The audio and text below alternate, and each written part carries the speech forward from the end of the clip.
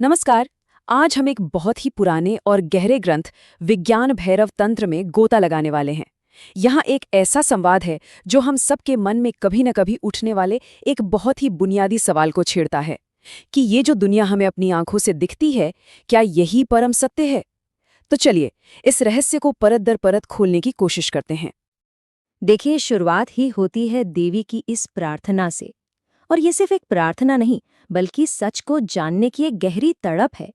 बिल्कुल वैसी ही जैसी कई बार आध्यात्मिक रास्ते पर चलने वालों के मन में उठती है। तो इस पूरे ग्रंथ का जो सार है ना, वो एक बहुत ही सार्वभौमिक आध्यात्मिक सवाल से शुरू होता है। ये सवाल देवी ने परम सत्य यानी भैरव के सामने रखा है।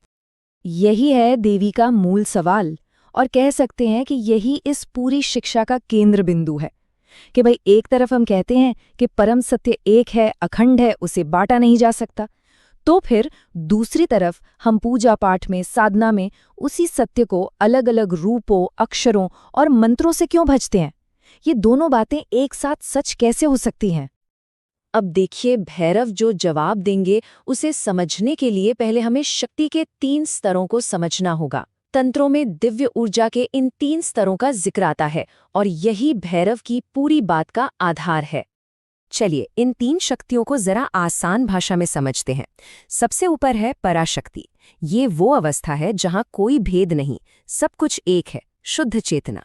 फिर आती है पराशक्ति। ये थोड़ी दिलचस्प है, इसमें एकता भी है और अलगाव भी। जैसे आईने में किसी शहर का अक्स, वो शहर जैसा दिखता तो है पर असल में शहर नहीं है। और सबसे आखिर में है अपराशक्ति। ये है हमारी जानी पहचानी दुनिया, जहां हर चीज हमें अलग अलग, एक दूसरे से जुदा नजर आती है। अच्छा, तो अब जब हम इन 3 शक्तियों को समझ गए हैं, तो चलिए देवी के मूल सवाल पर वापस लौटते हैं। अब उनका जो संदेह है वो और भी साफ होकर हमारे सामने आएगा। यहाँ 2 शब्दों को समझना बहुत जरूरी है। पहला है सकल, जिसका मतलब है भागों के साथ या जिसका रूप हो। ये निचली शक्तियों यानी अपरा और परा पर लागू होता है। और दूसरा है निष्कल, मतलब बिना भागों के, जो सर्वोच्च वास्तविकता यानी पराशक्ति की अखंड प्रकृति को दिखाता है। ग्रंथ का ये श्लोक बिल्कुल साफ साफ उस विरोधाभास को सामने रख देता है जिसे देवी समझ नहीं पा रही हैं। उनका सवाल एकदम तर्कसंगत है कि जो चीज अखंड है, अविभाज्य है, उसके हिस्से या रूप एक ही समय में कैसे हो सकते हैं? ये तो मुमकिन नहीं लगता। और अब हम उस हिस्से पर आते हैं जहां समाधान मिलता है। देखते हैं कि भैरव इस गहरी आध्यात्मिक पहेली को सुलझाने के लिए क्या जवाब देते हैं। जरा भैरव के शुरुआती शब्द देखिए। वो देवी को डांटते नहीं, बल्कि उनके सवाल की तारीफ करते हैं। वो कहते हैं कि ये सवाल तो तंत्र का सार है। इससे पता चलता है कि ऐसा संदेह करना, ऐसे सवाल पूछना आध्यात्मिक यात्रा का एक बहुत जरूरी और सम्मानित हिस्सा है। तो भैरव का मुख्य जवाब क्या है? बहुत ही सीधा और गहरा। वो कहते हैं कि परमात्मा के जितने भी रूप वाले यानी सकल वर्णन है, वो अंतिम सत्य नहीं है।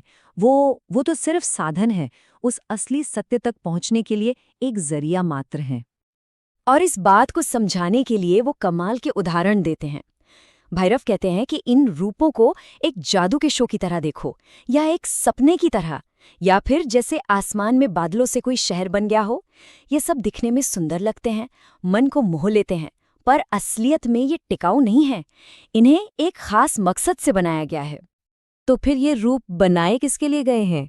भैरव कहते हैं कि ये उन साधकों के लिए हैं जो अभी निराकार सत्य को सीधे सीधे नहीं पकड़ पाते, जिनका मन भटकता है। उनके लिए ध्यान टिकाने का ये एक सहारा है। जो लोग कर्म कांडों और पूजा पाठ से जुड़े हैं, उनके लिए भी ये रूप जरूरी हैं।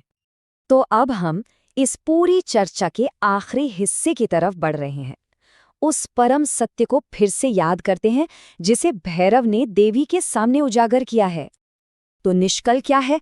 ये परम सत्य की असली प्रकृति है, वो जो अविभाज्य है, जिसे टुकड़ों में नहीं देखा जा सकता, जो हर रूप से परे है। वही अंतिम निराकार वास्तविकता है।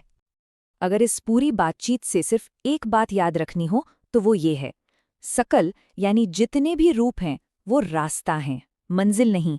मंजिल तो हमेशा निष्कल यानी अरूप ही है। रूप सिर्फ एक जरिया है, असली मकसद नहीं।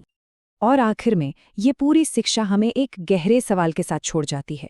ये सवाल अब हमारे लिए है, अगर ये सारे रूप सिर्फ एक इशारा है तो वो कौन सी अरूप वास्तविकता है जिसकी तरफ ये सब उंगली उठा रहे हैं?